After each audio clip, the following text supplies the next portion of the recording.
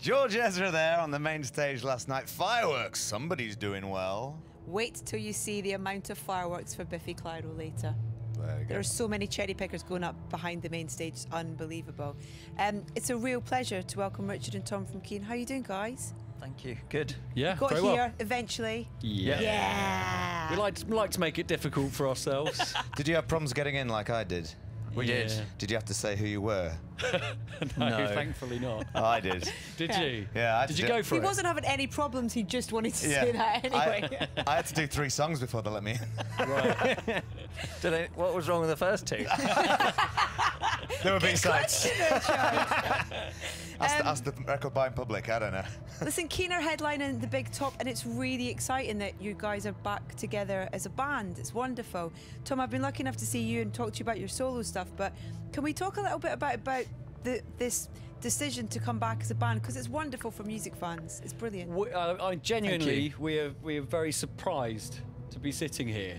Because I think like two years ago, probably when I saw you last, I didn't. It wasn't on my radar to do another Keane record, but I hadn't seen Tim from Keane. He's not here, but anyway, I hadn't seen him for ages. Yeah. And I thought that this guy is such a big part of my life, and I haven't seen him, and I felt bad about it. So I phoned him up and said, come and sit by the fire at Christmas and we'll chew the fat. Yeah. And it turned out he'd written all these songs, because he never stops writing, but he'd written all these songs. His life had been in turmoil and his marriage had broken down, and he'd written all these just heartbreaking, beautiful songs about it. And it's like, these have got to be heard. I want to sing these songs for you. He wasn't feeling confident. He wasn't feeling in a good place. So inevitably that meant making a Keane record. Wow, that's a wonderful story. The idea, though, that you felt like you wanted to sing those songs, that's a lovely connection that you guys obviously still have with friends. Yeah, well, I think that's it. We grew up in the same small town, went to the same schools. We know each other like family. So even though you go away for a long time, I think when you come back together, you that. I mean, it's a real deep, profound love for each other, and Yeah, there's a closeness there that it can't be explained to anyone else, and it's kind of you've seen each other at your worst, you've seen each other at your best, and everything in between. So it's kind of it's something it's something it's worth fighting for. Yeah, absolutely. Yeah. And then getting in the studio and working on this new record, Cause and Effect, that's coming out in September. What was that experience like, Richard?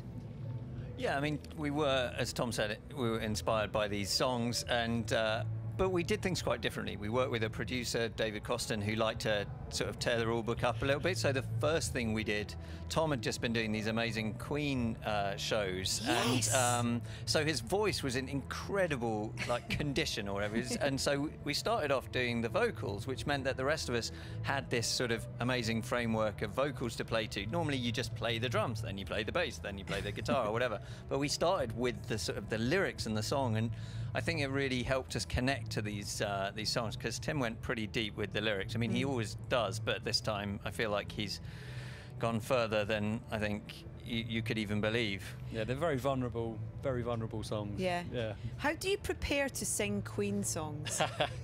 Well, the thing about the Queen thing was that they asked me to do it, and I said no, because I thought I'm not sure it's quite my bag. You know? But then, as time went on, I mean, their music was so important to me as a kid, and I've got the range, so I can hit those notes that Freddie used to hit, and I don't know whether that many singers who can. So it kept nagging away at me, and I thought, right, I probably should do this. And with about 2 weeks to go before the shows, I said, all right, I'll do it. So I had 2 weeks to learn 20 Queen songs, and they're much more complicated than you expect. There's all sorts of little detours and variations and stuff that you really don't expect. But so I just sang in my car to really crappy kind of karaoke versions I downloaded off iTunes, just sang in the car, and yeah, did it for 2 weeks, and just about was ready by the time the show came. 2 weeks isn't enough time to grow a moustache either. No, well, I've been trying all my life, and I still can't do it. But you have got the most haunting voice, and the putting Keane back together is great, because your voice and the melodies that Tim produces is just amazing. I'm so glad to have you back. It's incredible. Thank you. Yeah. And this is the first festival appearance for you guys. Does it feel different, or how are you feeling about tonight? Well, we've kind of done a couple of festivals under the radar. We were in Denmark and the Netherlands last weekend, and they were the first shows back. I think any band will tell you, Ricky will know, it's like when you do festivals, it's all there are a lot of unknowns. Right? You're not in control of the show really. You just have to go on stage and hope for the best. So doing your first show back in 6 years in front of, like, Denmark, it was probably about 20,000 people, not really knowing whether anything was going to work, was a little bit nerve-wracking. But actually it went really well, and I think so far we haven't had too many problems, so I'm hoping tonight will be a continuation. Well, tonight at 11:30, the proof is in the pudding. You can tune in and watch Keane live at 11:30 tonight, right here. And now we're going to an ad break, so here's what to buy. Thanks, guys. Thank you.